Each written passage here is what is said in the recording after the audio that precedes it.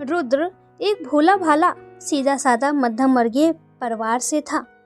पापा मोहन कुमार वर्मा मुंबई में अपना करियर बनाना चाहते थे, इसलिए मुंबई चले गए थे। उन्होंने 2-3 फिल्मों में साइड हीरो की भूमिका भी निभाई, पर जैसी सफलता चाहते थे वैसा नहीं मिला, जिसकी वजह से मुंबई छोड़ बनारस में अपने परिवार के साथ रहने का फैसला लिया। रुद्र कुमार वर्मा की एक बड़ी बहन थी और एक छोटी बहन थी। खूब मस्ती करते थे तीनों आपस में। रुद्र के पापा स्कूल में पढ़ाने लगे, स्वभाव के बड़े स्ट्रिक्ट थे, जिसकी वजह से बच्चे अपने पापा से कम बात करते थे। बात उन दिनों की है जब रुद्र 11वीं कक्षा में पढ़ रहा था और उसी क्लास में एक बड़ी सुंदर कल्पना नाम की लड़की भी पढ़ रही थी। रुद्र को कल्पना बहुत ही ज़्यादा अच्छी लगती थी। उसे नहीं पता था कि ये प्यार है या बस आकर्षण है। रुद्र पढ़ाई में काफ़ी अच्छा था, सिर्फ पढ़ाई में ही नहीं बल्कि म्यूजिक में भी काफ़ी अच्छा था। गिटार बजाना, सिंगिंग करना सब में बहुत आगे था। देखने में भी काफ़ी सुंदर, 6 फुट ऊंचा कद, गोरा रंग, स्मार्ट, किसी को भी एक नज़र में अपना बना ले। काफ़ी लड़कियां दीवानी थी रुद्र की, पर रुद्र का दिल तो बस एक ही लड़की पर अटका था, वो थी कल्पना। अपने शर्मीले स्वभाव के कारण कभी उसने अपने प्यार का इजहार नहीं किया। धीरे धीरे समय बीतता गया और दोनों अगले क्लास में भी पहुंच गए, पर रुद्र की गाड़ी वहीं पर अटकी थी। कभी कभी रुद्र को लगता था कि शायद कल्पना भी उसे पसंद करती है, पर बस गाड़ी वहीं की वहीं अटकी थी। रुद्र सबसे पहले स्कूल पहुंच जाता था और उसकी निगाहें कल्पना को एक नज़र देखने को बेताब रहती थी। वैलेंटाइन डे का दिन था और रुद्र खूब अपने बाल वाल बनाकर, काला काला चश्मा लगाकर, परफ्यूम बॉडी पे मारकर जल्दी जल्दी पहुंच जाता है स्कूल में, हाथ में लाल गुलाब लेकर। बड़ी बेसब्री से कल्पना का इंतजार करने लगा। एक एक पल रुद्र के लिए मानो एक युग की तरह बीत रहे थे। मन की पक्षी मोर बनकर नाच रहा था। आज तो मैं अपने प्यार का इजहार करके रहूँगा, चाहे जो हो जाए। कल्पना, आई लव यू बोलूँगा। कहीं उसे बुरा लग गया तो? नहीं नहीं, ऐसे नहीं। सारी घबराहट और परेशानी रुद्र के चेहरे पर साफ साफ झलक रही थी, जिसकी वजह से सारे दोस्त रुद्र को कल्पना का नाम लेकर चिढ़ा रहे थे और गाना गा रहे थे। आखिरकार रुद्र का इंतजार खत्म हो जाता है और कल्पना आ जाती है। अभी रुद्र कुछ समझ पाता, दोस्त फिर से एक साथ गाने लगे। देर लगी आने में उनको, शुक्र है फिर भी आए। तो रुद्र दांत पीसते हुए सबको वहाँ से भगाता है और कल्पना के नज़दीक जाता है। रुद्र, कुछ कहना है तुम्हें? हाँ, वो मैं घबराते हुए कहना चाहता था कि क्या, वो क्या? हड़बड़ा कर चुप हो जाता है। कल्पना मन ही मन बोलती है, यार अब तो बोल दो कि तुम मुझसे प्यार करते हो। रुद्र बोला, क्या तुम मेरी दोस्त बनना चाहोगी? कल्पना हैरान होकर, हाँ मतलब? रुद्र बोला, मतलब मुझसे दोस्ती करोगी? कल्पना थोड़ा नाक सिकोड़कर मन ही मन बड़बड़ाते हुए, बुद्धू हाँ करूँगी कहकर बोलती है। ये गुलाब मेरे लिए है या किसी और को देने वाले हो? शर्माते हुए, नहीं नहीं, तुम्हारे लिए ही लाया था, बस देने की हिम्मत नहीं हो रही थी। कल्पना, रुद्र की खुशी का ठिकाना नहीं था। अब रुद्र और कल्पना नॉर्मली हाय हेलो कर लेते और एक दूसरे को देखकर मुस्कुरा देते थे। अब कुछ दिनों बाद स्कूल भी बंद हो गया था। अब रुद्र को अजीब सी बेचैनी महसूस होने लगी थी। उसे अपने चारों तरफ सिर्फ कल्पना ही दिखती थी। उसकी बेचैन निगाहें कल्पना से मिलने के लिए तड़प उठती थी। एक दिन रुद्र ने फ़ोन किया कल्पना से बात करने के लिए। रुद्र बोला, हेलो। सामने फ़ोन पर, जी कौन, किससे बात करनी है? रुद्र हड़बड़ा कर बोला, जी वो कल्पना से। सामने फ़ोन पर कोई बोला, आज तो कल्पना की एंगेजमेंट है, कैसे बात कर सकती है, बाद में बात करना। मानो रुद्र के पैरों से ज़मीन निकल गई हो। शून्य सा रुद्र खड़ा रह गया। उसे कुछ भी नहीं समझ में आ रहा था कि क्या करे। रुद्र के दिल के 1000 टुकड़े हो गए। उसके दिल में एक अजीब सा दर्द होने लगा। न रो पा रहा था, न कुछ सुन पा रहा था। घर आकर दरवाजे में अपने आप को लॉक कर जोर जोर से रोने लगा। नहीं नहीं, ऐसा नहीं हो सकता। कल्पना, तुम मुझे छोड़कर नहीं जा सकती। मैं तुम्हारे बिना नहीं जी सकता, नहीं जी सकता। मैं मर जाऊंगा। मैं तुमसे बहुत ज़्यादा प्यार करता हूँ। मैं मर जाऊंगा यार। रुद्र के दुख से मानो आसमान का भी कलेजा फट गया और खूब जोरों की बारिश होने लगी और तेज तेज हवा चल रही थी। रुद्र को अपना ना होश था ना खबर और बार बार कल्पना से मिलने के लिए तड़प रहा था। बारिश में भीगते हुए रुद्र कल्पना को फ़ोन करता है। रुद्र फ़ोन पर, हेलो कल्पना। बोली हाँ रुद्र बोलो। रुद्र बोला कल्पना रुधे गले से, प्लीज़ सिर्फ एक बार मुझसे मिलो, नहीं तो मैं पागल हो जाऊंगा। कल्पना बोली क्या बात है रुद्र, तुम इतने परेशान क्यों हो, और मैं कैसे आऊँ, बारिश तो देखो। रुद्र बोला मैं नहीं जानता, पर सिर्फ एक बार आ जाओ दोस्ती की खातिर। रोते हुए रुद्र बोला। कल्पना बोली ठीक है मैं आती हूँ, कहाँ आना है। रुद्र के बताए हुए पते पर कल्पना आ जाती है और आवाज़ देती है, रुद्र रुद्र रुद्र कहाँ हो तुम, लो आ गई मैं। तभी रुद्र दौड़ कर आकर कल्पना से लिपट जाता है। आई love you Kalpana, love you, मैं तुमसे बहुत प्यार करता हूँ, मैं मर जाऊँगा तुम्हारे बिना। कल्पना कुछ भी नहीं समझ पाती है कि क्या करे क्या कहे, कैसे समझाए रुद्र को। बस दोनों एक दूसरे को गले लगाए रोए जा रहे थे, बस रोए जा रहे थे। फिर कल्पना सबसे पहले तो अपने आप को संभालती है और फिर रुद्र को समझाते हुए कहती है, रुद्र तुमने बहुत ही देर कर दी ये बात बोलने में, मैं अब किसी और की हो चुकी हूँ और मैं ऐसा कुछ भी नहीं कर सकती हूँ जिसकी वजह से मेरे पापा की इज्जत पर आँच आए। तुमने पहले क्यों नहीं कहा। ये कहते हुए कल्पना की आंखों में अजीब सी कशिश थी। रुद्र बोला नहीं पता क्यों नहीं कह पाया, कभी लगता था कि प्यार है तो कभी लगता था कि बस आकर्षण है, मैं नहीं समझ रहा था कि कैसे कहूँ, मैं हमेशा सही वक्त का इंतजार कर रहा था। कहते कहते रुद्र का गला रूठ जाता है, पर मुझे कहाँ पता था कि ये वक्त कभी आएगा ही नहीं। रुद्र रो पड़ता है, पर अब पछतावे का होए जब चिड़िया चुग गई खेत। समझाते हुए कल्पना ने कहा, रुद्र अब मैं चलती हूँ, तुम अपना ध्यान रखना, हम दोनों सिर्फ और सिर्फ एक अच्छे दोस्त के सिवा कुछ नहीं रहेंगे, कभी भी मेरी ज़रूरत पड़ेगी मैं हमेशा तुम्हारे साथ रहूँगी, पर सिर्फ एक दोस्त की हैसियत से, इससे ज़्यादा कुछ नहीं। कल्पना अपना हाथ रुद्र से छुड़ाकर जाने लगती है। तभी रुद्र ने लपक कर उसका हाथ पकड़ लिया और पूछा कि कल्पना क्या तुमने कभी भी मुझसे प्यार किया था। कल्पना नहीं बोलती और आगे बढ़ जाती है और फिर जाते जाते रुक जाती है और रुद्र की तरफ देखती है। उसकी आंखों में प्यार और दर्द दोनों साफ साफ दिख रहे थे। काश तुमने मुझसे ये बात पहले बताई होती या पूछा ही होता। रुद्र मैं भी तुमसे बहुत ज़्यादा प्यार करती थी रुद्र, बहुत ज़्यादा। और फिर तेजी से कल्पना दौड़ते हुए निकल जाती है।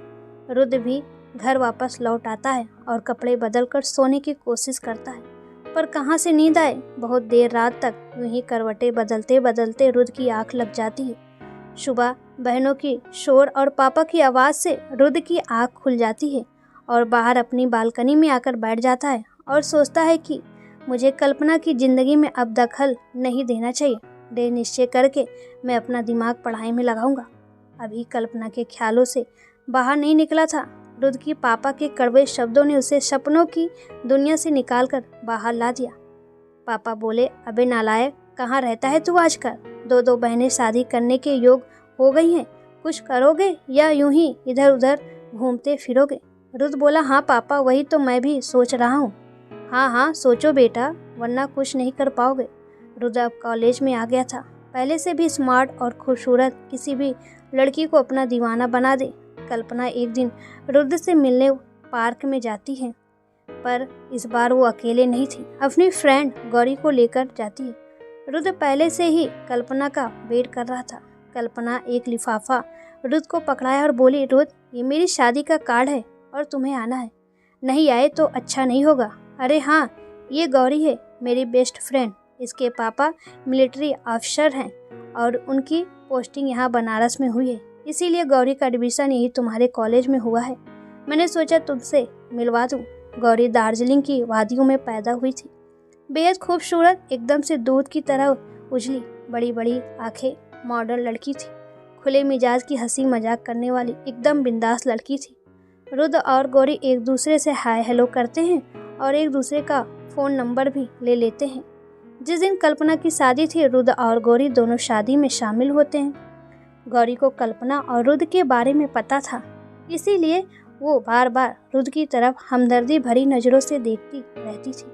रुद्र की आंखों से आंसुओं का सैलाब उमड़ पड़ा और वो वहाँ से बाहर निकल आए। रुद्र को जाता देख गौरी भी बाहर आती है।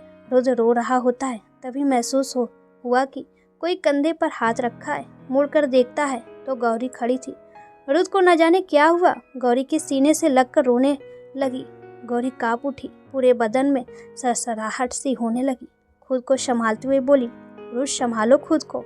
और फिर धीरे धीरे गौरी भी रुद को अपने आगोश में भर लेती है। समय हर घाव को भर देता है। रुद के साथ भी ऐसा ही हुआ।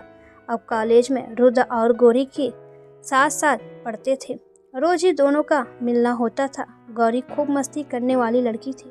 रुद जितनी देर तक गौरी के साथ रहता था उसे बहुत अच्छा लगता था। घर वापस आकर भी रुद के ओठों पर मंद मंद मुस्कान सजी रहती थी। दोनों घंटों तक फोन पर बात करने लगे। फिर से वैलेंटाइन डे आया और साथ में बारिश की हल्की हल्की फुहार भी लाया। इस बार रुद पहले से भी ज़्यादा खुश लग रहा था। आज मैं ऐसा करूँगा, आज मैं वैसा करूँगा, मन ही मन प्लान बना रहा था। गौरी जब कॉलेज पहुँचती है तो हैरान हो जाती है, क्योंकि पूरे कॉलेज की निगाहें उसे ही देख रही थी और उसे गौरी को देखकर मुस्कुरा रही थी। Love you Gauri, I love you की आवाज़ आई। गौरी एकदम से हैरान होकर देखती है तो खिलखिलाकर हंस पड़ी। अरे वाह रुद! रुद गुलाब के फूलों का पूरा गुच्छा लिए अपने घुटने पर बैठे गौरी के ठीक सामने मुस्कुरा रहा था। गौरी मारे शर्म के उसका चेहरा लाल हो गया था। दोनों हाथों से अपने फेस को कवर कर लेती है। रुद क्या है ये सब? रुद बोला, वही जो तुम देख रही हो, मैं तुमसे प्यार करता हूँ। I love you too, Gauri बोली। बोलते हुए गौरी की आवाज़ में खनक थी। हाँ लव यू रुद वहीं पर मानो नाचने लगा हूँ। उसके पैर हवा में उड़ रहे थे। रुद बोला, मैं इस बार लेट नहीं होना चाहता हूँ यार, एक बार गलती कर चुका हूँ पर इस बार नहीं। क्या मुझसे शादी करोगी? और ध्यान से देखने लगा गौरी की तरफ, उसकी हाँ के लिए। गौरी बोली, हाँ रुद मैं करूँगी तुमसे शादी। मैंने तो पहली निगाह में ही तुम्हें अपना दिल दे बैठी थी। अब क्या था, दोनों प्रेमी जोड़ा अपने प्यार में डुबकी लगाने लगे। अब रुद के प्यार की गाड़ी बड़ी ही तेज रफ्तार दौड़ रही थी और इस बार सिर्फ रुद ही नहीं बल्कि गौरी भी साथ में दौड़ रही थी। रुद और गौरी को जो भी देखता था वो यही कहता था, made for each other. Rudra Gauri को अपने घर पर ले आया मम्मी पापा से मिलवाने। गौरी बहुत सुंदर थी, ऊपर से उसकी मीठी मीठी आवाज़ जो कानों में रस की तरह पड़ते थे। गौरी को रुद के परिवार वाले बहुत ही पसंद करते थे, खासकर रुद के पापा। रुद भी गौरी के पापा से मिलने जुलने लगा था। गौरी के पापा भी रुद को मानते थे और उनको साफ साफ दिख रहा था कि उनकी बेटी को रुद पसंद है। कॉलेज की पढ़ाई खत्म हो चुका था। दिल्ली में गौरी का PMO ऑफिस में जॉब लग गई थी। रुद भी अपना खुद का बिजनेस खोल लिया था बनारस में ही। अब बस दोनों को एक होना था। गौरी के परिवार में सब रुद को पसंद करते थे और रुद के परिवार में सब गौरी को। पर रुद की मम्मी किरण के अंदर कहीं एक डर था, पता नहीं गौरी हमारे यहाँ के कल्चर में ढल पाएगी या नहीं, क्योंकि गौरी दार्जिलिंग की थी, उसका कल्चर बनारस से बिल्कुल अलग था। पर बेटे के प्यार के आगे चुप रही। समय के साथ साथ आखिर वो दिन भी आ गया जब रुद और गौरी एक दूसरे के पूरी तरह से होने वाले थे। दोनों शादी के पवित्र बंधन में बंध गए। उनका सपना सच हो चुका था। रुद और गौरी हनीमून के लिए नैनीताल की वादियों में जाते हैं। रुद और गौरी को उनकी मंजिल मिल चुकी थी और दोनों लव बर्ड्स हस्बैंड वाइफ बन चुके थे। रुद और गौरी वहाँ की नैनी झील में नाव चलाते गाना गाते खूब एंजॉय कर रहे थे। जो भी इनकी जोड़ी को देखता था वो बस यही कहता था कि क्या जोड़ी है। जैसे तैसे मौज मस्ती करते इनका हनीमून ट्रिप खत्म हो जाता है और दोनों अपने गृहस्थ जीवन में रम जाते हैं। गौरी की जॉब दिल्ली में PMO ऑफिस में लगा था, जिसकी वजह से गौरी वहीं दिल्ली में ही शिफ्ट हो गई और साथ में रुद भी।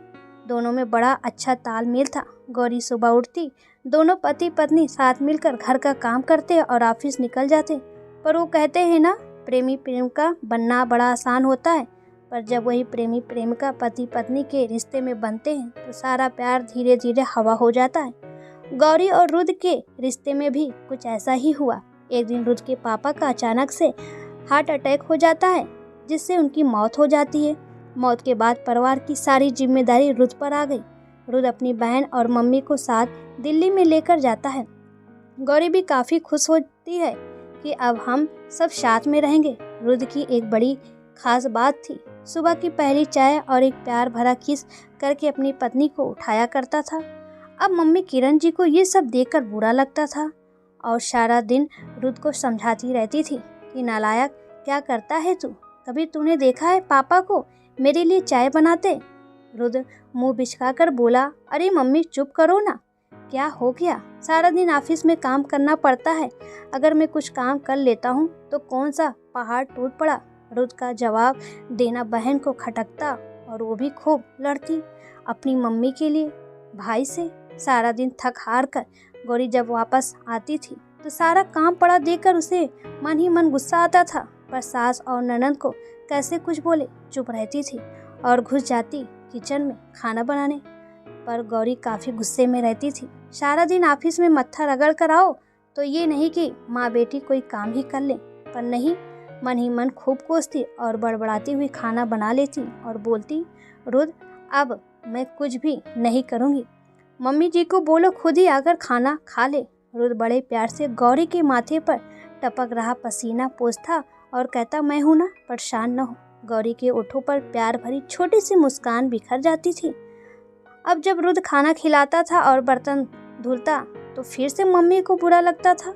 मम्मी बोली, हम सब तो मजाल था जो अपने पति से एक भी काम करवा ले, मुंह बनाकर। रुद बोला, यार चुप रहो मम्मी, क्या ये सब दकियानूसी बातें लेकर बैठ जाती हो? वो ऑफिस का काम करे कि घर का, और वो भी तो इंसान ही है। अब मम्मी का रोना धोना चालू हो जाता था। रोज रोज की किचकिच से अब गौरी इरिटेट होने लगी थी, पर रुद की वजह से हमेशा चुप हो जाती थी। कुछ समय बाद गौरी को पता चला कि वो प्रेग्नेंट है। दोनों पति पत्नी की जिंदगी एक बार फिर से बदलने वाली थी। गौरी के प्रेगनेंसी की खबर से पूरे घर में खुशी का माहौल छा गया। गौरी ने ऑफिस से छुट्टी ले लिया। पूरा परिवार सिर्फ गौरी के पीछे पीछे लगा रहता था। झाड़ू पोछा के लिए तो गौरी ने ऑलरेडी बाई रखी थी और रुद तो खाना बनाने में माहिर था। उसे खाना बनाने का बचपन से शौक था। किसी राजरानी की तरह गौरी का ध्यान रखते थे सब। जैसे तैसे करके 9 महीने बीत गया और वो पल भी आ गया जब गौरी का बच्चा इस दुनिया को अपनी आंखों से देखने वाला था। गौरी को प्रसव पीड़ा होने लगी थी। रुद ने गोद में उठाकर गौरी को गाड़ी में बैठाया और हॉस्पिटल ले गया। हॉस्पिटल में गौरी एडमिट हो जाती है और थोड़ी ही देर के बाद बड़ा ही मीठा मीठा स्वर गूंज उठा। रुद को बड़ा ही प्यारा बेटा हुआ जिसका नाम दोनों ने प्यार से हनी रखा। हॉस्पिटल से 2 दिन बाद गौरी घर आती है। यहाँ पर भी गौरी की नंदे और ऑफिस स्टाफ को भरपूर स्वागत करते हैं। गौरी की खुशी का ठिकाना नहीं था। समय अपनी रफ्तार से चल रहा था। कुछ समय बाद गौरी की बड़ी वाली ननद की शादी हो जाती है और वो अपने ससुराल चली जाती है। अब मम्मी किरण जी, गौरी की छोटी ननद और रुद ही घर में रहते हैं। अब गौरी ने वापस ऑफिस ज्वाइन कर लिया था और रुद की जॉब चली गई थी। रुद सारा दिन घर पर अपना बच्चा संभालता था और साथ में अपनी मम्मी के साथ खाना भी बनाता था। पर ऐसा कुछ था जो रुद को अंदर ही अंदर खाए जा रहा था। उसे बुरा लगता था कि मैं घर पर अपनी पत्नी की कमाई पर जी रहा हूँ, और रुद की मम्मी भी यही बोलती थी।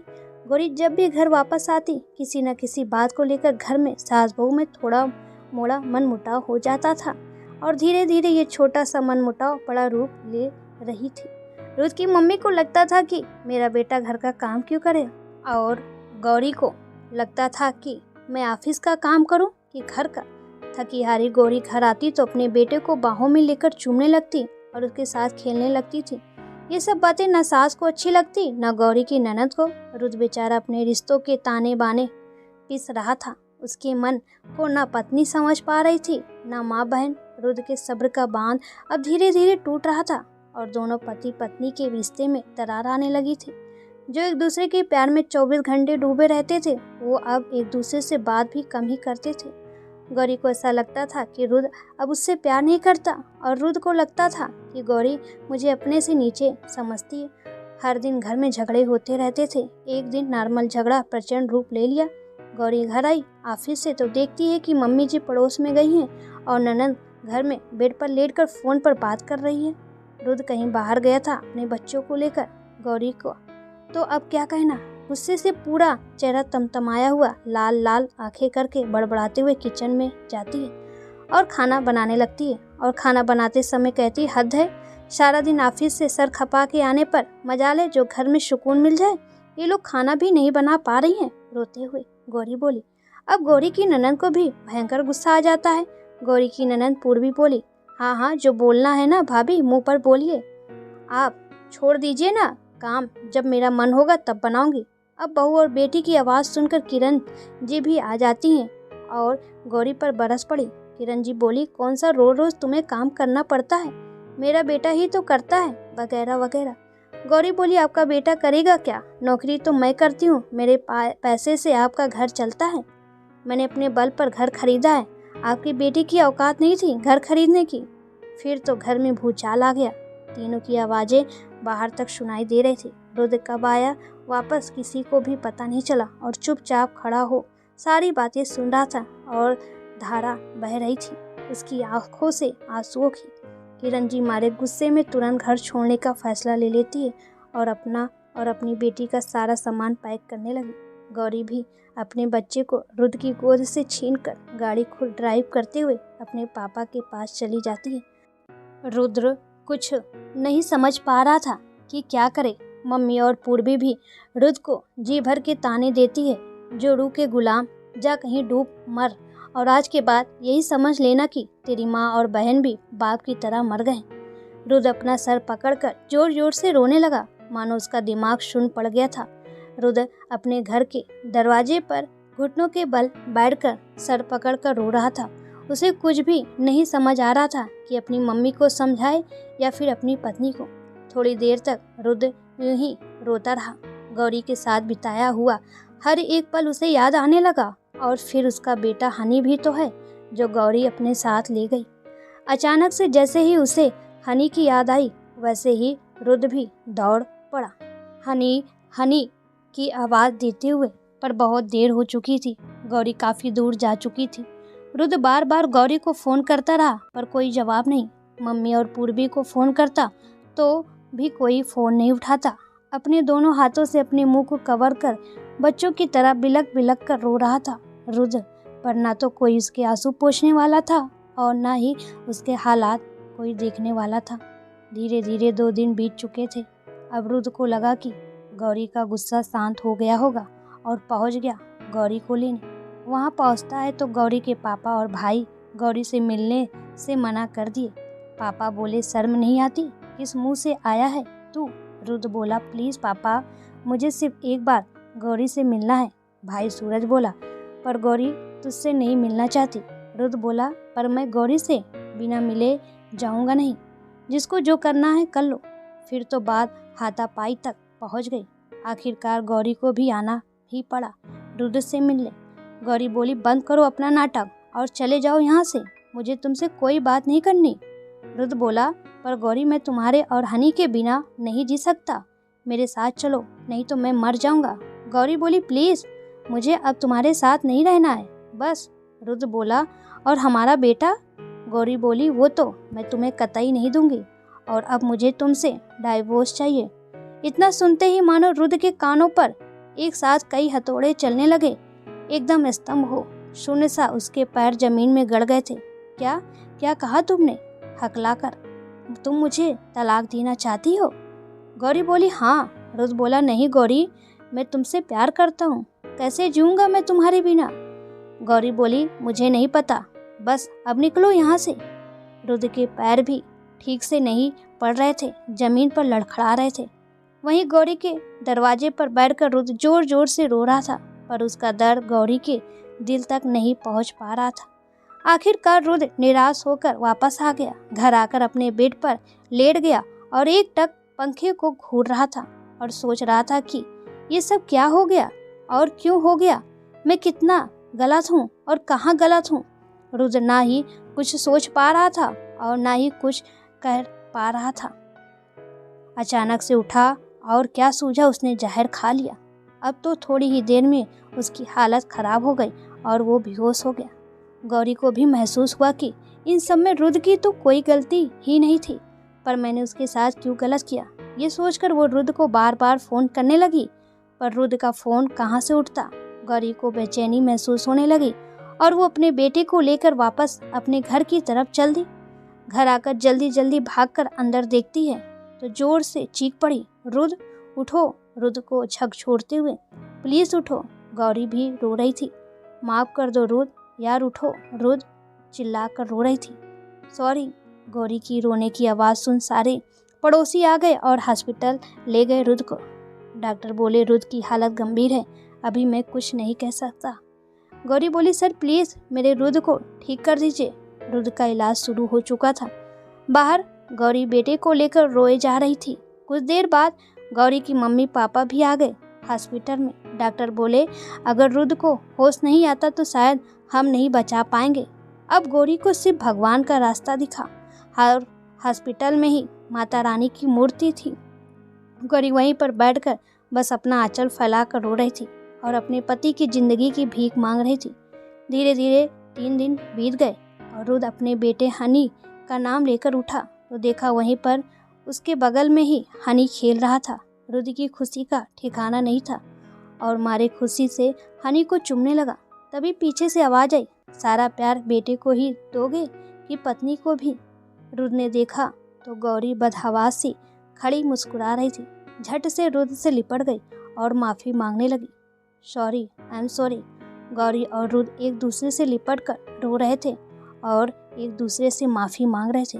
उनके इस मिलन को पूरा हॉस्पिटल देख रहा था। दोस्तों, हर रिश्ते में उतार चढ़ाव लगा रहता है, पर हमें अपना धैर्य नहीं खोना चाहिए। हर किसी के जीवन में एक बार ऐसा मोड़ आता है कि सब कुछ छोड़ देने का मन होता है और हमें बस उसी एक पल को जीतना रहता है। वक्त हर घाव, हर दर्द, हर परेशानी को दूर कर देता है। बस हमें उसी एक क्षण को जीतना होता है। रुद्र की मम्मी और बहन भी वापस आ जाती हैं और सब नॉर्मल परिवार की तरह रहने लगे। लेकिन दोस्तों, मैं ये कहना चाहती हूँ, आज हस्बैंड वाइफ में जो लड़ाई झगड़े हो रहे हैं, अधिकतर माँओं की वजह से हो रहा है। माँ को लगता है कि शादी होने के बाद उनका बेटा बदल गया है या उनसे कम और अपनी पत्नी से ज़्यादा प्यार करने लगा है, इसलिए उनको तकलीफ़ होने लगती है और फिर इतनी बड़ी साजिश रचती हैं कि उसमें उनका ही बेटा पिस कर रह जाता है। उनको लगता है कि वह बहू को दर्द दे रही हैं, लेकिन उनकी बहुत बड़ी गलतफहमी होती है। बहू से भी ज़्यादा वो अपने बेटे को तकलीफ़ देती हैं। इसलिए ये कहानी सुनकर शायद माएँ आप लोग सुधर जाएं